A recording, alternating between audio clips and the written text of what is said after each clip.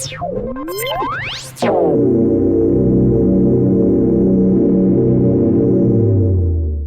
everyone. Thank you so much for joining us today. My name's Dawn, and today we're going to talk about how to ignite your passion to avoid teacher burnout. Before we get started, I'd like to share with you a little bit of housekeeping. Again, I'm Dawn, and I'm going to be running through the presentation with you, but I will also be sharing this via email in a day or so after the webinar, so you can see get the recording then. The resources that I'm going to be sharing and talking about during the webinar are in that document that you see in the handout section of the little webinar kind of pod or control panel area. And then Robin, she is our behind the scenes guru. She is going to be facilitating the webinar. Hey, Robin. Hi, everybody. And if you have any questions about the content or tech issues, feel free to shoot her off a note there and she will be sure to respond. So again, thank you so much for being with us today as we talk about a very, very important topic. So before we dive into that content, Robin's going to open up a poll. What grade of students do you teach? We're going to kind of see who's on the line today. Give you just a few seconds to identify your grade level. Okay. And just a reminder, all of these resources, strategies, because the topic is really about alleviating stress and helping you kind of ignite that passion. This is, regardless of your grade level, they're appropriate for any teacher or educator in any school system. Okay, Robin, what do we have? All right, so it looks like upper elementary, so 3-5 is at 47%, followed by high school and other or admin at 18%, and then we have 12% middle school and 6% lower elementary. Okay, great. So we do have a good representation from all grade groups, and again, thank you for coming to and joining us on this webinar, and welcome to those that are listening to the recording at home as well. Today's webinar is sponsored by Blue Apple Projects. These are project-based learning units that are used to engage students, teach content, and make the world a better place. And because you are participating in this webinar, or if you're watching it at home, you will receive a 20% discount on your next project using the coupon code webinar20. Just go to blueappleteacher.org for those details. Okay, so if you Google back to school memes, you'll see a ton of them come up. And there was just a couple I wanted to share with you because we know last year how stressful things were, how challenging they were when the school year ended, and then starting off this school year with a lot of challenges and stress as well. And I just thought there were a couple of them I thought might bring a smile to your face. It did to mine. But a friend says, "You look tired." And you respond, "I'm a teacher. I'm pretty sure that's just my face now," right? We know that teaching is incredibly tiring. We know it's incredibly rewarding, but it's also very challenging, and it is and can be very, very stressful. Also, because I'm a huge Parks and Rec fan, and I'm a big fan of Leslie Knope, I wanted to share this as well. But we know as teachers that excitement and that energy and enthusiasm, that planning, that preparation, that we start in August. We're ready for our students to come into our classroom, again, with this year being so challenging. But then we kind of get spit out in May, and things look a little bit different. So how can we take that energy, that enthusiasm, that excitement at the beginning of the school year and carry that throughout the rest of the year? And today we're going to talk about that, ways to invest in yourself, take care of yourself, to ignite that passion, decrease that stress, and increase productivity. We're going to start again with another poll, and I could add probably 50 more challenges to this list. What is your biggest challenge right now? Is it keeping students safe physically and emotionally? Is it adapting your instruction and curriculum to a new environment? Is it managing a healthy school life balance? Is it student engagement in all these different learning environments? Or is there something else that's pressing to you right now? Let's give you maybe a couple more seconds, and then Robin, do you want to close that and share the results? Sure thing. Dawn, looks like The winner is definitely adapting instruction and curriculum to the new environment. That's at 53%. And then we have managing a healthy school life balance and student engagement are both at 20%, followed by 7% other. Okay, excellent. And all of those topics there, we provide content support and webinars like this for.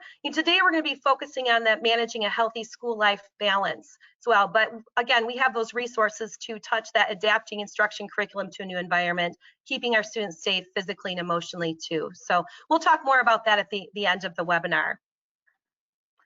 So for today's topic, we're really going to look at tips to help you plan to avoid burnout, to decrease your stress, increase productivity, and have fun. Also, how can you care for yourself and your colleagues? Looking at 4 different ways to invest in yourself, because when you invest in yourself, you invest in your students. And lastly, we're going to leave you with a challenge. How can you do less to be more? So let's start with those 8 tips to decrease stress and increase productivity. And the key is to plan. Just like we plan for everything in our classroom, for how we're going to teach the content, the activities that our students are going to do. We plan to bring in those social emotional learning skills. We plan to teach critical and creative thinking. All that intentionality we use with our students, we need to do that for ourselves. So planning to avoid burnout. And I came across this quote from Angela Watson. It's a great resource if you're familiar with her work. If not, I would suggest looking her up. She's the founder of the 40-hour work week, but also an author of a couple of great books on time management and productivity for teachers. And the quote, "Don't wait for teaching to be fun again, plan for it." And that's what we need to do, is just plan for those ways to help us decrease that stress, increase productivity, and have fun. So the first tip is to be your authentic self. Be who you are. Because if you try to be someone you're not, it's exhausting. You are going to be so tired from doing that. So find out what makes you a passionate teacher. And if you're familiar with Dave Burgess, he's the author of Teach Like a Pirate. He categorizes passion in kind of 3 different areas. You could be passionate in the content that you're teaching. You can be passionate in some sort of personal endeavor that maybe you're an artist or a musician, or maybe you love sports and you're an athlete.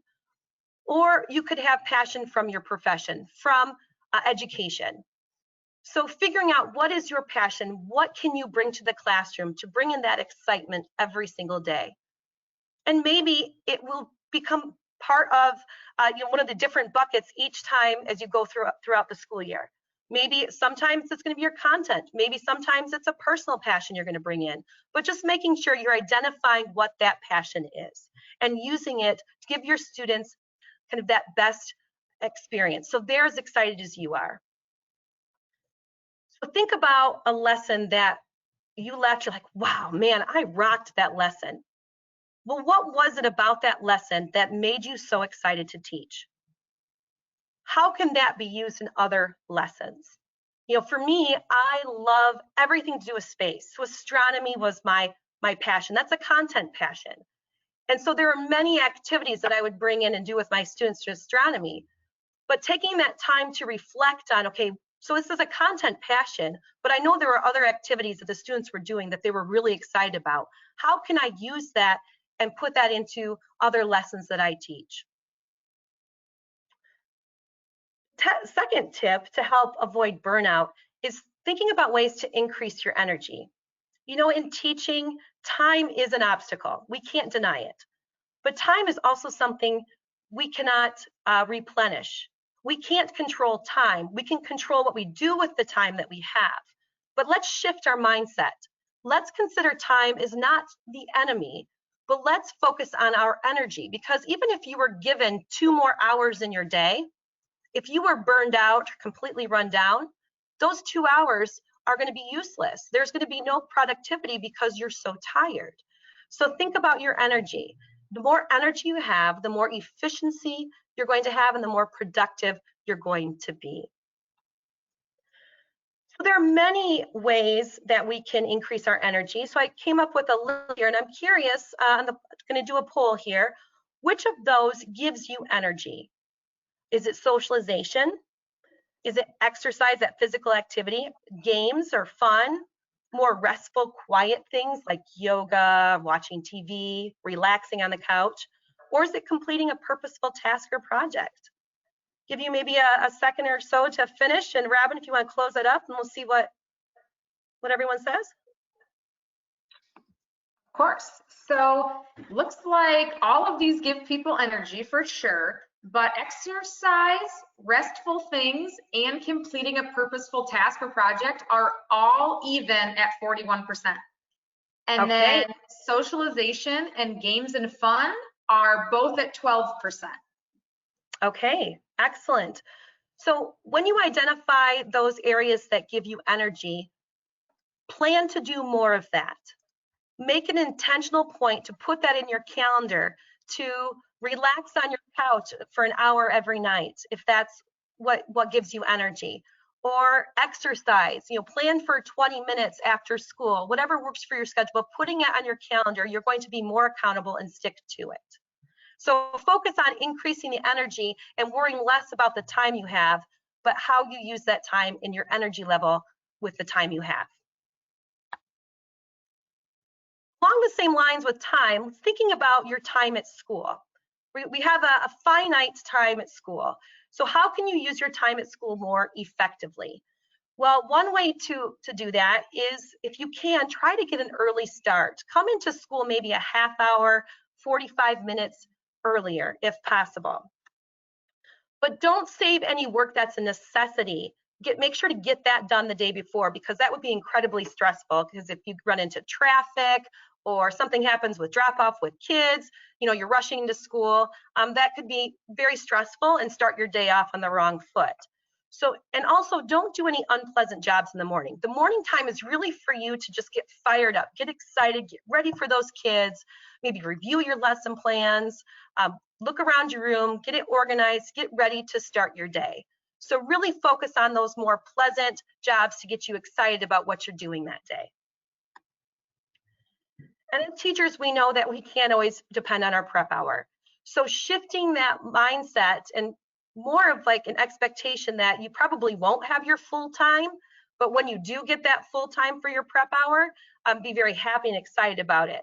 And so when you shift it that way, it's not going to be such a stressor or a negative, thing when you get a pop-up IEP meeting or a parent calls, or you have a conversation with a principal that lasts a little bit longer than what you anticipated.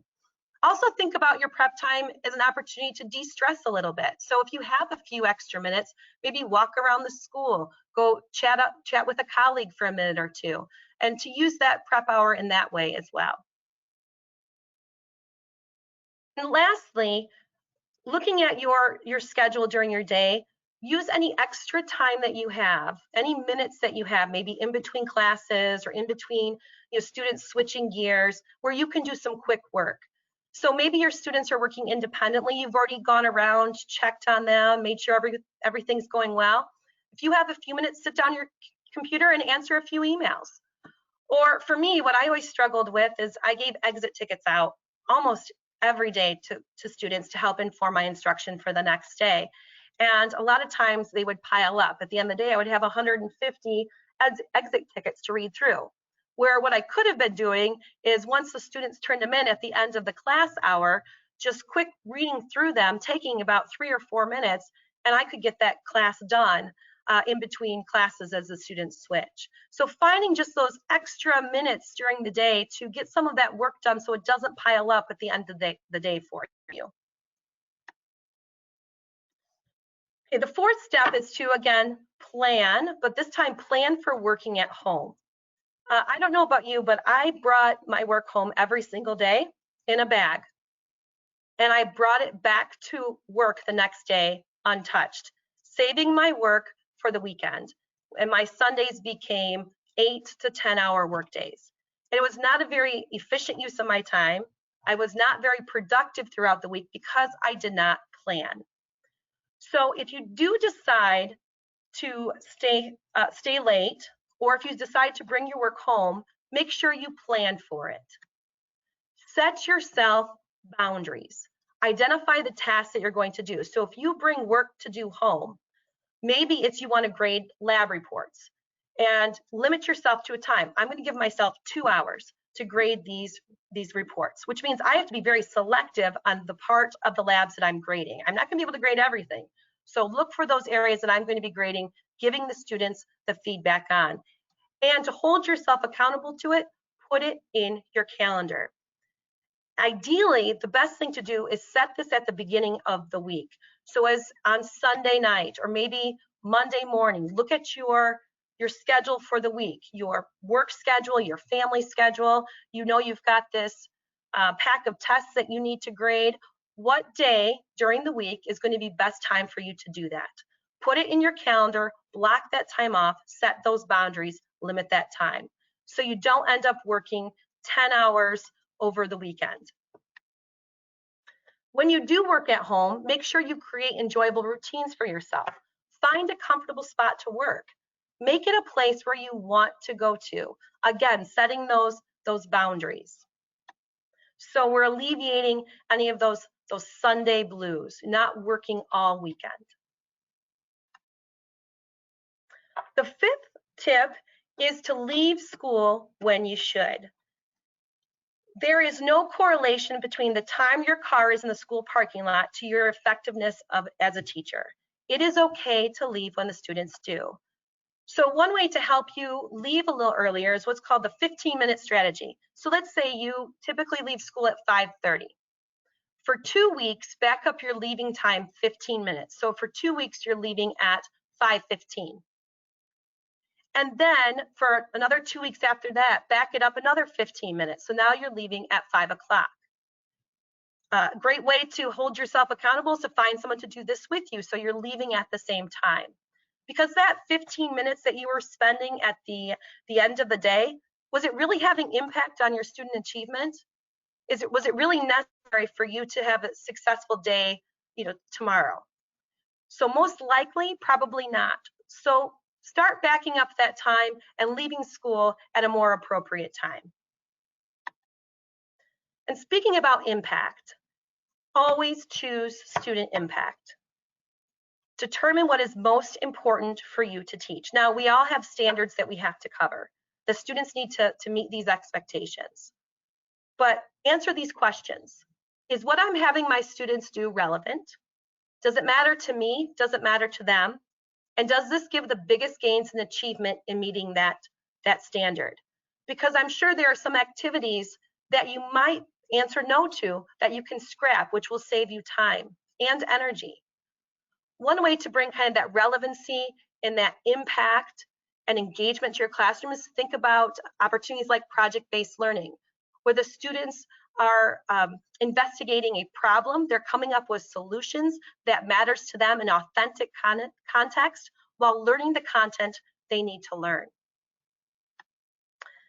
And think of your classroom as a tiny house. So a tiny house, you have to be very selective of the furniture and what you bring into your tiny house. Well, your classroom is similar to that.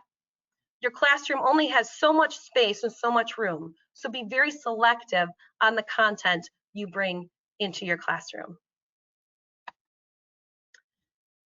As teachers, we are pulled in many different directions, and we have a very hard time saying no. So our seventh tip here is be frugal with your yeses. So really be selective on what you're saying yes to. So one way to do that is look at small tasks that you can commit to.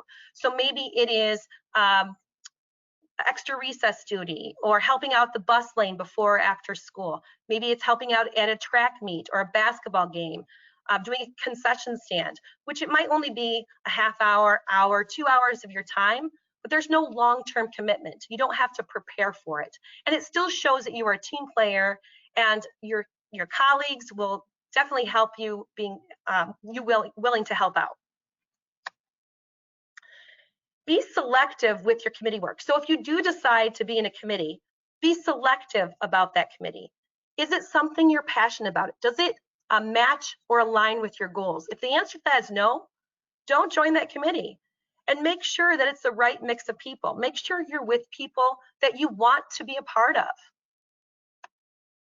And if you do have to say no, make saying no more positive. So putting a little bit more positive spin on it. So instead of just saying no flat out, you can still be direct, you still can be firm, but reframe it.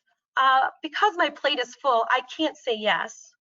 Or thanks for thinking me, but I can't commit it this time, but please let me know if this opportunity comes up again. And leave yourself a little window if that works for you. And last but not least, to help you avoid burnout, to decrease stress, increase productivity, is have fun. You get to hang out with kids all day. So think about what you can bring into the classroom that's fun for you, that'll be fun for the students. So for me, I'm a big gamer. I loved playing games. So think about maybe what kind of games can you bring in? In the resources and the handouts that you see in the handout section of the webinar control panel, I have a whole bunch of different ideas of how you can bring games into your classroom, both in person and virtually. Maybe you can bring in props. Maybe it's different hats for different activities, a construction hat if it's thinking time, or a ball cap if it's a collaboration time. Or maybe they're props that relate to your content. Another way to up the fun is to up that surprise or mystery factor in your classroom. Have a surprise guest, a surprise field trip. These can be done virtually as well. Send personal invites to your students so they don't want to miss your class. They're excited to be there and they can't wait to show up. I came across this quote from Adam Welcome. He wrote the book, Teachers Deserve It. And I think it really resonates. Take the work that you do seriously, but don't take yourself too seriously. We take our work very seriously, but we also want to have fun. So bring that fun into the classroom. Bring your authentic, fun self into the classroom. So of those tips that I just went through, which of these 5 do you think will be the most challenging for you? Using your time at school effectively, plan for working at home, leaving school when you should, always choose student impact, what is the most important thing to teach, and be frugal with your yeses. All right, Robin, why don't you give it a couple seconds and then share those results? All righty, closing it up. And it looks like we have 41% leave school when you should, 29% be frugal with your yeses, 18% plan for working at home, and we have a tie for the bottom 2 being use your time at school effectively and always choose student impact. Okay, yes, I agree with that 49% of you that said leaving school when you should. It's very hard. So hopefully that 15-minute strategy might help you as you try to work on that to help avoid stress and burnout. So the first 8 tips that I shared with you were really to try to increase your productivity and decrease your stress level. But what happens if your stress is high and you're kind of on that, almost to that burnout? So we'll talk about ways to help you care for yourself, to care for your colleagues, and invest in you. Because remember, investing in you is an investment in your students. And we're going to do a series of 3 really quick polls to gauge where we're at and where we were a few months ago. So on a scale of 1 to 5, how stressed did you feel prior to COVID, prior to March 2020?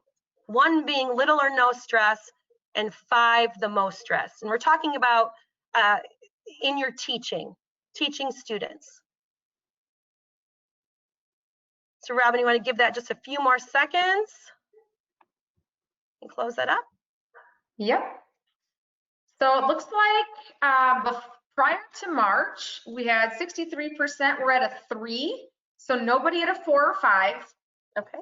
63% at a 3, 31% at a 2, and 6% at a 1.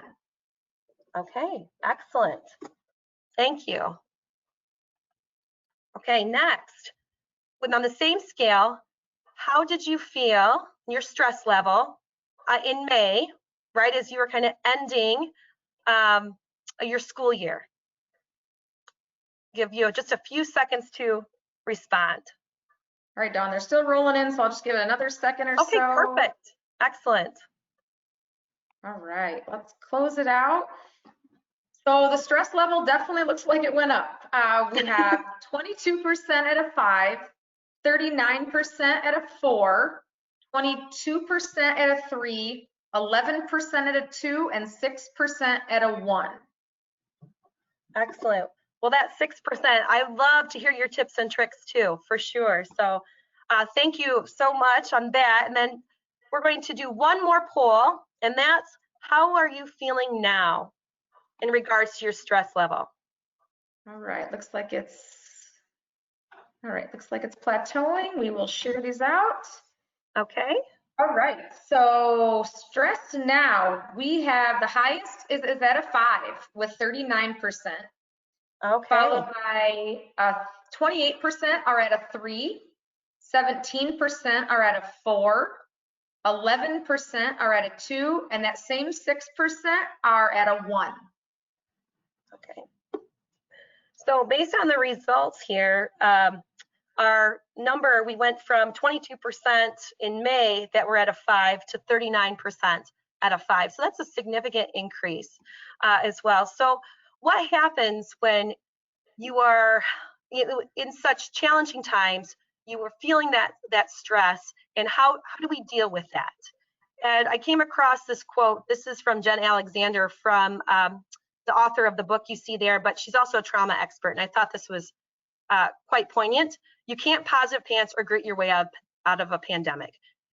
It's here, it's a reality, and there's just a lot of stress that educators are dealing with. So I'm going to give you 4 ways to help you deal with that mounting stress. First thing is, you need to recognize it. Don't ignore it. It's okay to feel not okay. Once you feel that stress and recognize it, you can deal with it. And there's many different ways people deal with stress. Possibly it's practicing mindfulness.